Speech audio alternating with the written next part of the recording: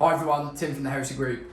So this is the second time I've tried to shoot this video, and it's based upon a message that I was sent the early part of this week. I want to say bank holiday Monday. It was a very, very long message, to the point where I actually cut and pasted it from Insta into a Word doc so that I could go through it. And it's someone that's taken a lot of time to write this. So I don't want to throw anyone under the bus, but the actual concept of this is all around attitude and mentality and thoughts on events and how to prepare. There's a lot that, when reflecting upon my response, my written response, it really got me thinking that I wanted to kind of talk this out on video so that I can give him a written response, but also some sort of video that I will also share with other people, because I think some of the bits this hits on is really important. I'm not going to throw anyone under the bus here, and I'm not going to mention who this is or whatever, but this person's been playing for a long time and plays a lot. You know, he's playing most months, you know, almost bi-weekendly, has been, you know, collecting and you know, going up those levels of kit, and has got to a point, really good kit, really confident player, plays a lot, goes to lots of places, plays on his own. But what he's not getting from events is that sense of fulfillment. He doesn't come away from the events feeling that he achieved something, or he doesn't feel buzzed, and he says, you know, I really love Airsoft. And this is a point he makes in the message. I really, really enjoy playing Airsoft, but I don't come away from it excited. You know, I don't come away from it with a sense of achievement. And this for me is I can begin to understand, almost sympathise or empathise where he's at. There's other parts of this message that goes into very specific details of things where he doesn't feel comfortable, or he feels like there's something he's missing out on. And what I'm going to do is just reflect on those throughout this kind of brain dump on this video. So we get into the depths of the message of, you know, the kit he's got, what he's been doing, blah, blah, blah, right? And he says, oh, I was actually at Splatoon when you and Richie was there a few weekends ago. And I'm like, fuck, you know, part of the response is why didn't you come over and say hello? You know, come and say hi, kick it with us, run out on the ground, whatever, right? And then as he goes into the message further, I begin to kind of understand, almost to some extent, why he didn't come over and say hello. And it goes into the start of the message. Oh, I saw you and Richie arrive. I was like, oh, okay. And I'm reading through, and he's like, you know, instantly people are saying hello, high fives, hi mate. He said that there's just an energy to that arrival. He said, and also, you know, the banter between you and the people that you're with, setting up, the music goes on. He said, you know, you're saying hello to people and sort of saying, you know, sort of introducing other people to other people that you know. And instantly there's that kind of hype. You can see that energy. And I thought, you know, at this point, if that was me, and I would want to be over and be part of that energy, right? Go and say hello, get involved, meet some people. It feels like the perfect opportunity. I also know that if you're fairly introverted as a character, the worst thing to be around is a load of extroverts, because it just makes you feel so much more conscious or aware of those feelings. So I can kind of at this point begin to understand why the guy didn't just come over and sort of say hello. So, you know, again, you know, you're laughing and joking and getting excited and getting hyped up to go out and all that sort of thing. He said, and at that point, he's beginning to feel that tenseness. He's beginning to sort of come off that crest of excitement of being there. And he says, I was actually on your team for the first game. He said, you guys were gone. He said, I heard the game on. He said, I thought I'd, you know, at least try and keep an eye on where you guys were going. You were gone. Now, I understand why he says that, because I will put into a video now of how that game started, that very first game. And I actually have my camera in a Juggernaut case, my phone in a Juggernaut case on my chest, and I was recording. So you can see how quickly we are out and hitting the first parts of the building. So bearing in mind there is 120 players there, and we are within the first 2 or 3 players to be gone from the start zone. And how quickly we force ourselves into a positive position to be able to play. So, you know, that part of the message, I'm beginning to think, okay, right, this is someone who maybe just wants to, you know, get out there and smash it a little bit more, but doesn't feel confident or comfortable doing that for some reason. They've definitely got the kit, and they've definitely got the skill, will have acquired some skill over the period of time that they've been playing. But maybe just doesn't feel confident enough doing that.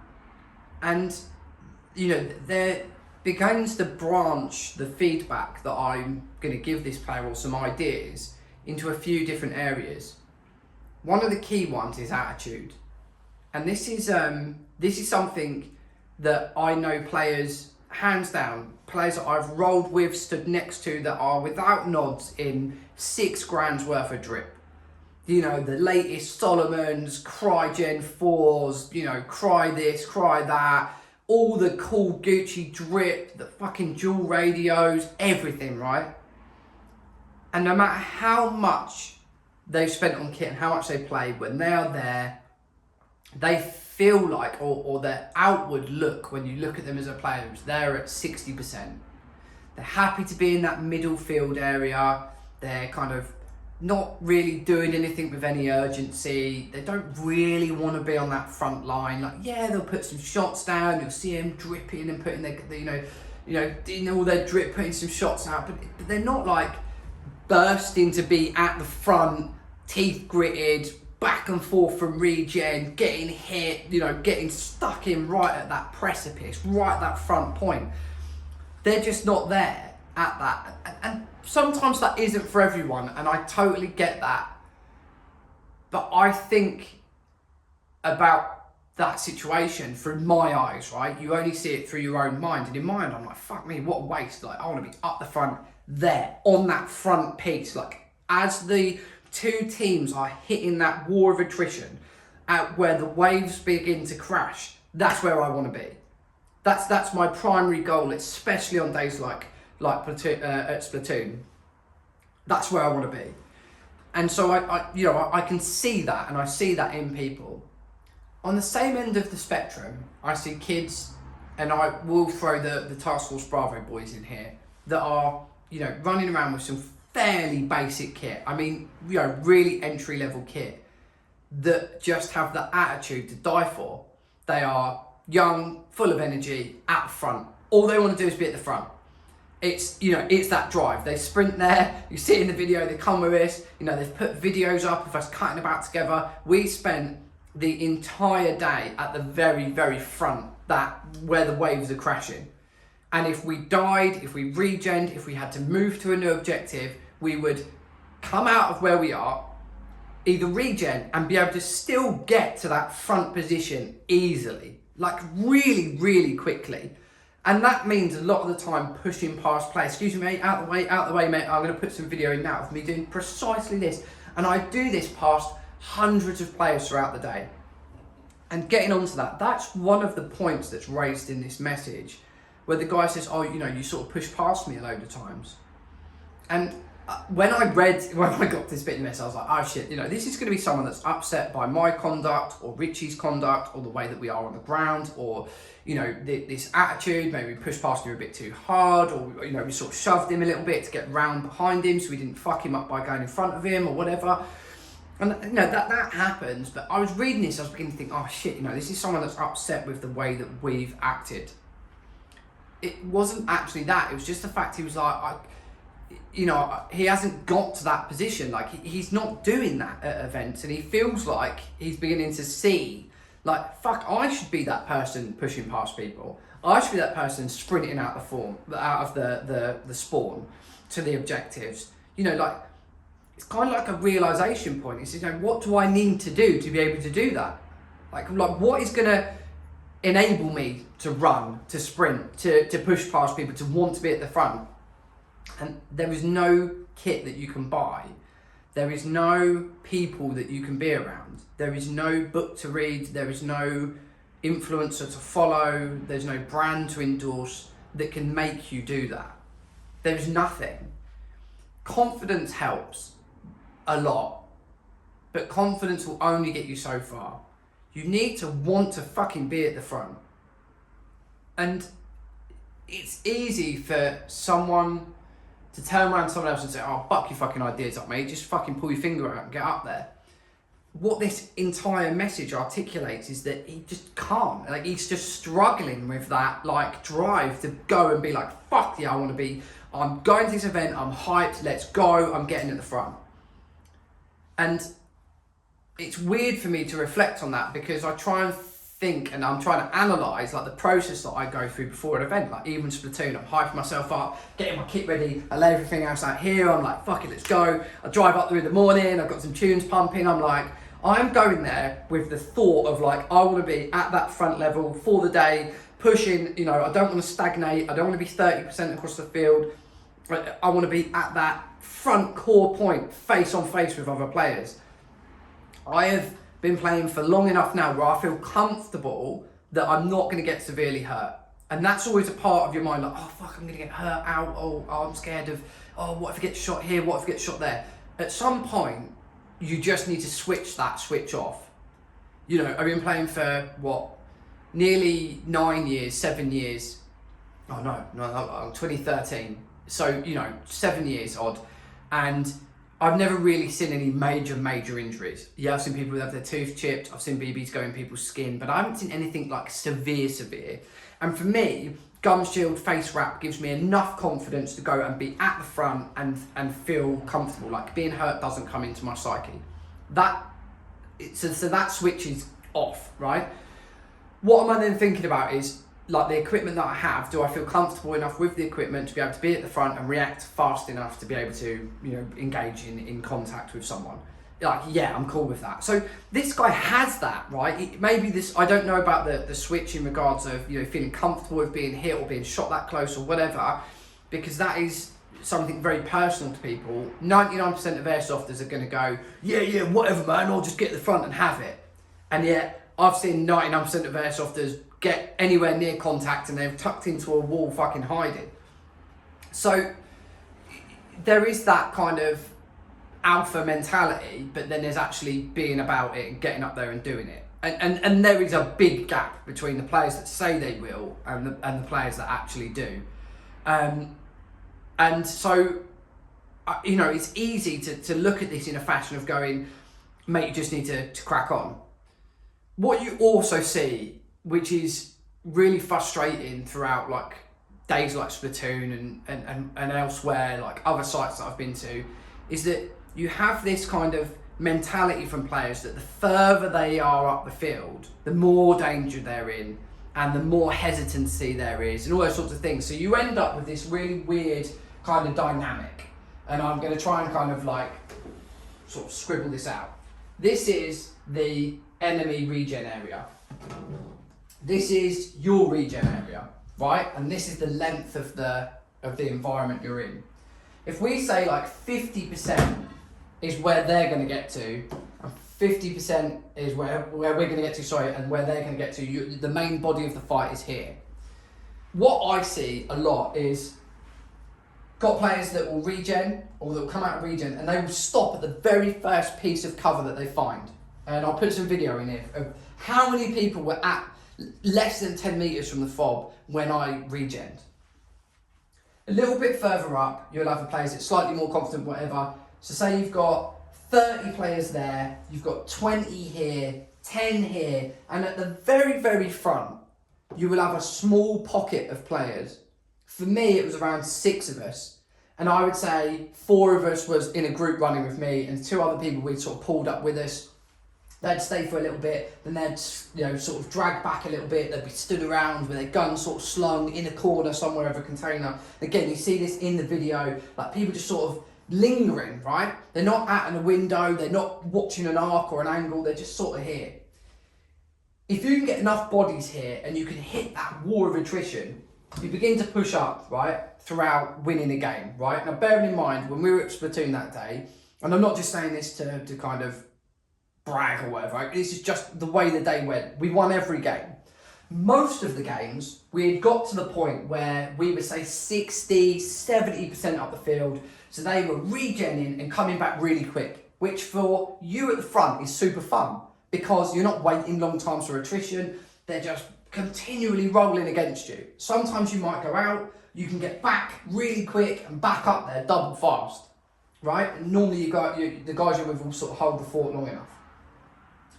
As you get to this point, they're in the last 30. So if you're 10%, say, 15% out of your fob area, you've got a long way before you're engaging with enemies. You're going to see less enemies as we begin to push forward. You're going to see way less. So if you're 30%, you've got 30 players at 10%, and we're at 60, you're the half of the field away from being able to be close to that engagement. You don't see anything here. You might get the odd player flank, you might see a little bit of movement in the distance. There was players at this position with a pistol. And I'm like, we come down, and I'm like, guys, what the fuck? Like, that is that attitude. That's that kind of hesitancy to be up there. You're skirmishing. Take full advantage of the fact that the site is, 120, 130 metres wide. Push, go for it. Because the worst thing that's going to happen is you're going to regen and come back out again. Literally, we were working out, we can get from here back to the regen point and back up to here in sort of sub 4 minutes, 3 minutes. It's such a quick turnaround. So then lives become almost negligible. They're kind of not important. Yeah, you get hits, cool, put your arm up, but you can get back and forth so fast that it doesn't matter really getting hit. You could be back there by the time someone's bombing a mag up or loading up. So I kind of wanted to get onto this point of expressing this kind of idea of, yes, there's an attitude that you bring with you, and that's super, super important. There's that level of confidence that you need to have, because you are going to be against, if you've got 120 players on the site, Splatoon regularly gets that. You've got 70 people there that are going to come to try and wash through the area that you're in. It gets tough, it does get dicey. But the worst thing that's going to happen is you're going to get shot and you're going to bounce back. But being here, you're not against 70 players. You might get 5 people that might filter all the way through the edges and get into some flanking positions. But then you've got 30 players there. It just blew my mind. And I feel like, from the way that I'd read this, that was the position they're in. Also, this leads to a kind of negative effect of how people interpret what their day was like. Because people even said to me that day, oh, it's a bit of a slow day for me. And I was like looking at Richie, bearing in mind at this point, I'm fucking bleeding down my forearms, I've soaked in sweat, absolutely soaked. I think I drank about 4 litres of water in that first, in between the first break and the second break. I was hanging, sprinting all over the place, fucking sliding on my knees, really going at it. I was like, I haven't had a slow day. We're at the same site, right? We're in the same team, we're in the same area, essentially playing the same game. And you're having a bit of a slow day. Is it because you are having a slow day rather than the event being slow? And people reflect, oh yeah, didn't really see too much, it was a bit of a slow day. And I'm like, fuck, where were you? If you're here, then yeah, you're going to have a fucking slow day. Every time you play and you stay there, you're going to have a slow time. If every time you play you're there, you're going to be fucking sweating, regardless. Because you will get 30 players, 40 players that want to go straight down the middle of that site and have a tear up. It just leaves me with so much to reflect on, that gear becomes something that's not really important, because there was a mix of players there that day, up on those front lines having it up. So, at that point, it's not like you need all the cool gear to get here. You don't even have to be massively fit to get there. So it's not even then about, the physicality of the individual. Oh yeah, I couldn't get there because it's fucking really hard to get there. You just have to fucking get there. Even if you get there 5 minutes after everyone else because you're slightly unfit. At least you manage to push up. Through those containers, you can push past people. So it just comes down to attitude. It just comes down to what attitude people take with them on the day. And I can't say that mine's impeccable every time I'm 1,000,000% and all this, because that doesn't happen, right? We're all human. But, if I'm there, my focus is to be here. It's not to spend time down there, standing around gassing and, standing with my gun slung with my hands in my pockets. I'm paid to be at an event. The event, has a game type. If the game type is for us to flush through the fucking enemy, that's where I want to be. And maybe people's mentalities, and obviously people's mentalities are different, but I don't see any value to me in being there. Like, that's where I know that I would walk away from an event being like, oh yeah, just sort of stood around, yeah, it's alright, you know, hit a few people, like 60 metres, 70 metres. I'm just not about that. I'm just not about it. Now, that doesn't mean that everyone has to be bouncing around an airsoft site with music on, happy, high-fiving everyone. I get that. But when you know, if you're paying to be there, and if you're carrying all this expensive kit, and you're going out and spending money, you're investing in airsoft, like, take some time maybe to reflect on, when you're going to your next game, what do you want to achieve when you get there? Like, what is it you want to come away with, a memory that's going to be like exciting to you, or something that drives you? I think of all the fucking laughs I have throughout events. Me and Max pushed all the way up. We were all the way up, 85%, 90%.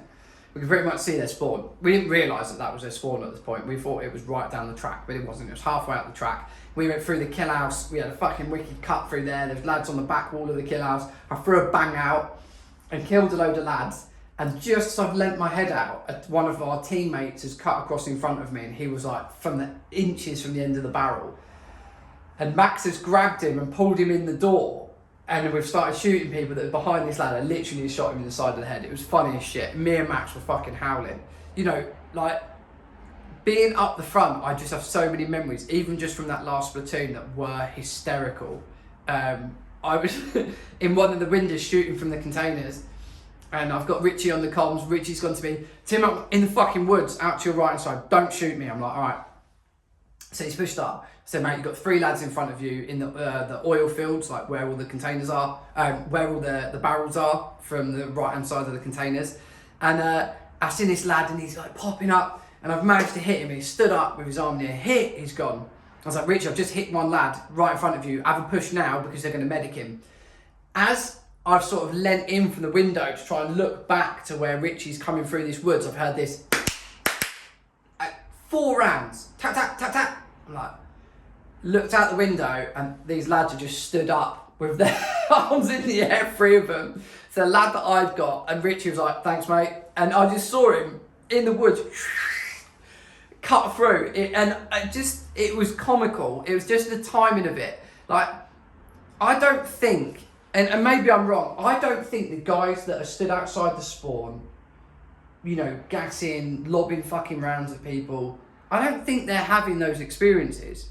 I might be wrong. I just don't think they are. I'm fucking dashing fucking impacts into containers, cutting in, like, we were going at it. I mean, it was so much fun. Like, even now, thinking about it, it makes me smile. I had such a blast. And to hear people are going to the same site, at the same game, against the same people, with really the same kit, and not coming away that buzzed, it's a bit gutting. It's a bit gutting.